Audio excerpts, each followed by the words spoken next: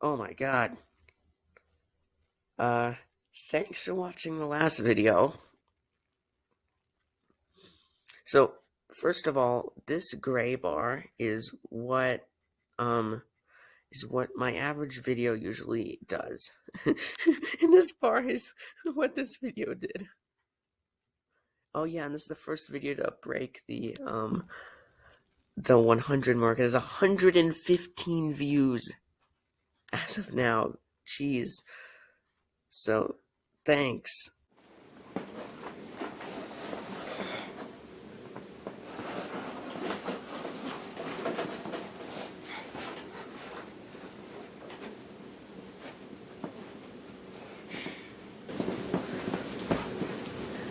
Hello everyone, this is Jerry Stone, and this is part one of probably a few of the Farnsworth BC-82 console restoration.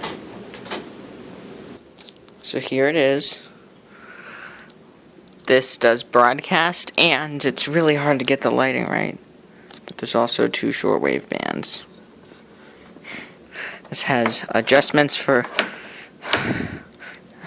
bass and treble. We have volume tuning and some selectors.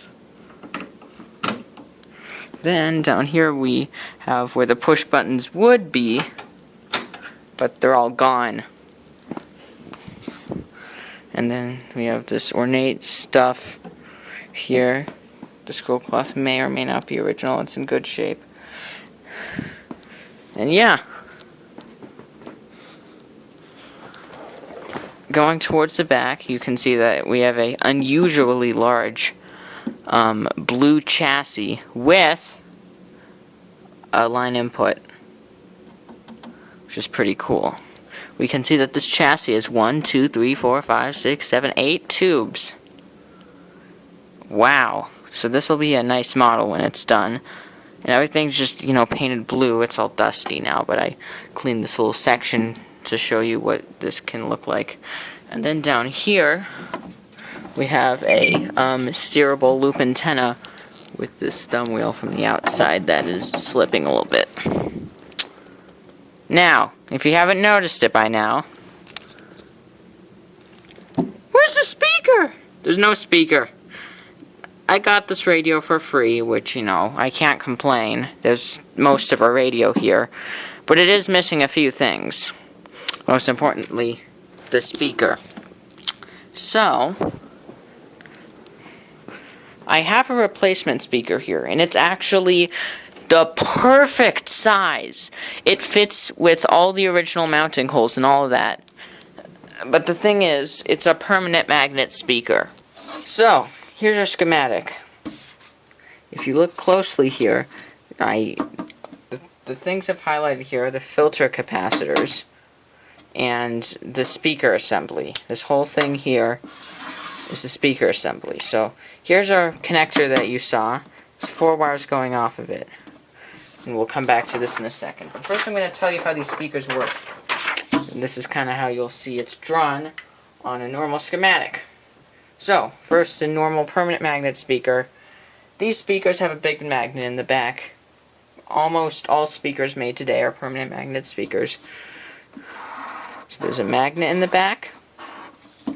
Then there is the gap, and then the cone.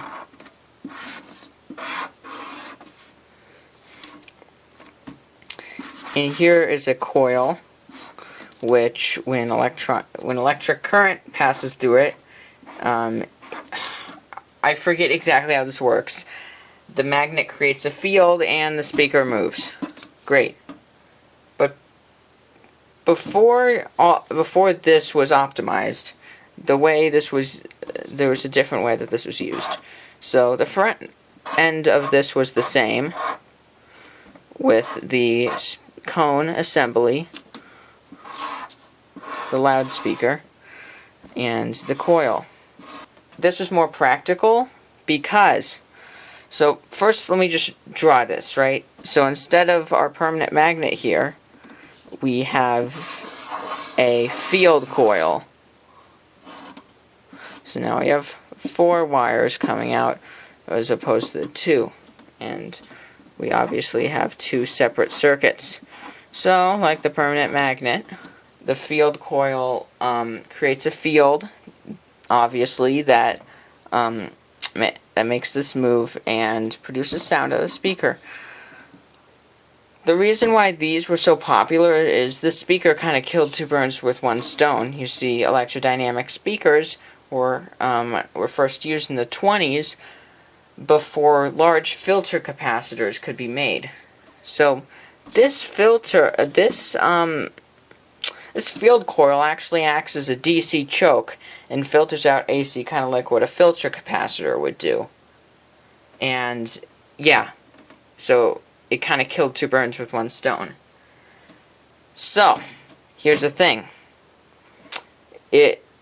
electrodynamic speakers, they're not really made anymore for this application. And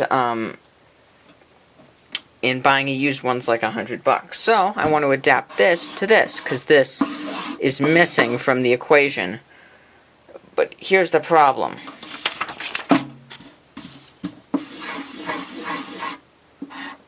Our field coil is a critical part of the power supply. So you're like, well, Jerry, there's two wires going to the field coil and two wires going to the sound, to the cone. The permanent magnet, you can wire the permanent magnet to the voice coil, easy. Because the permanent magnet replaces the field coil, and you just need to wire it to the voice coil of the speaker cone. But you can't leave this out. This is part of the radio's power supply. So, there are two options. Option one, you can use a resistor. It has to match the resistance rating of the original field coil, but the problem is you have to get this to work. You see, a regular resistor doesn't have the DC filtering properties that the original field coil did, so you'll have to at least double the filter caps, which can significantly shorten the life of your rectifier tube. Another option is to buy a choke. It's kind of like a transformer, but not really.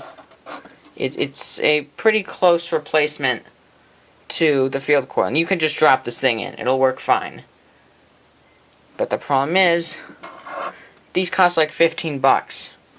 Really shouldn't be complaining. I got this radio for free. But I'd prefer not to do that. So, these are our two options. But there's a third option. Sacrifice another radio. This is a 1938 Philco tabletop. It may not look like it from this side, but the chassis is severely corroded. This will be a nice set to restore, but for now I may pull the speaker out. Oh yeah, and in addition to the electrodynamic speaker, this radio is missing the output transformer. So, right in the schematic it says the ratings. The field coil needs to be 1600 ohms, and the voice coil, the output transformer needs to be 400 ohms. So if it's somewhat close, then this will work. So let me pull all that out. Alright, here's our speaker in the voice coil.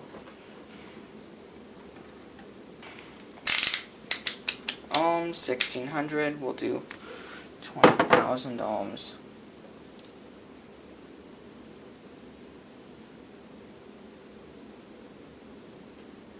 Right on the money. I'm impressed.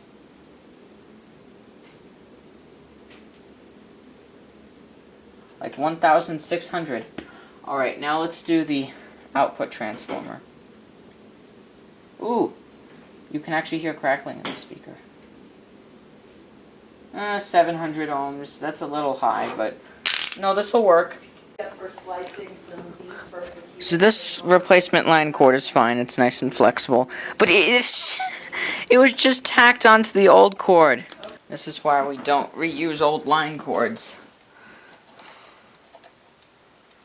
Oh boy.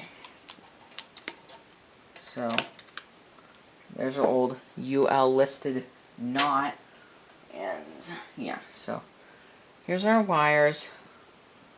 Just gonna cut back the excess here, and they should actually still be ready to go. Yeah. Copper scalpers will be drooling, because this is back when, you know, they really put the copper. Oh yeah, I have a new toy to show off. This is a Weller soldering gun. This thing's 75 watts compared to the 40 that my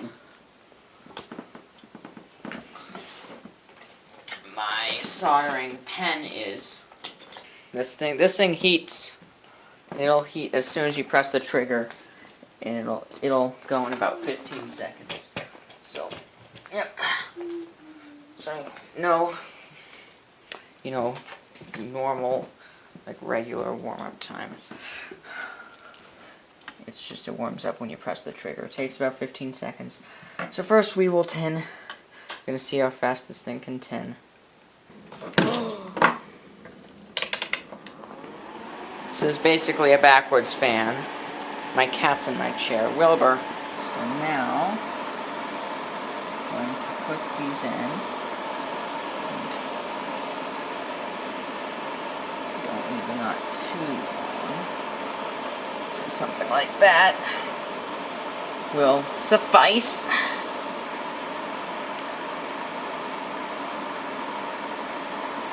Right? Yeah, if the soldering gun tip goes in the fan.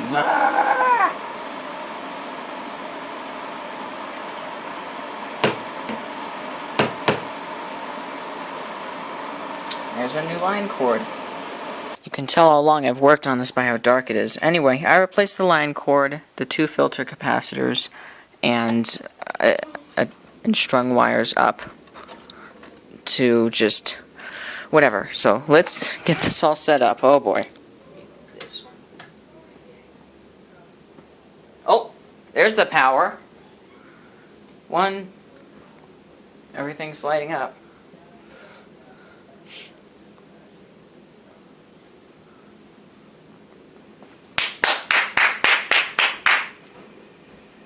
Is it working? Wow. The radio section's gonna need some work, but let's see if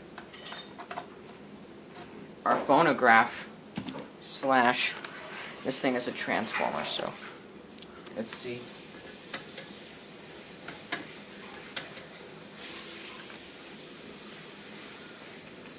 It's promising.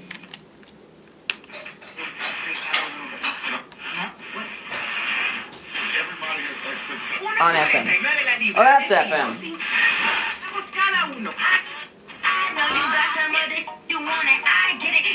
Wow.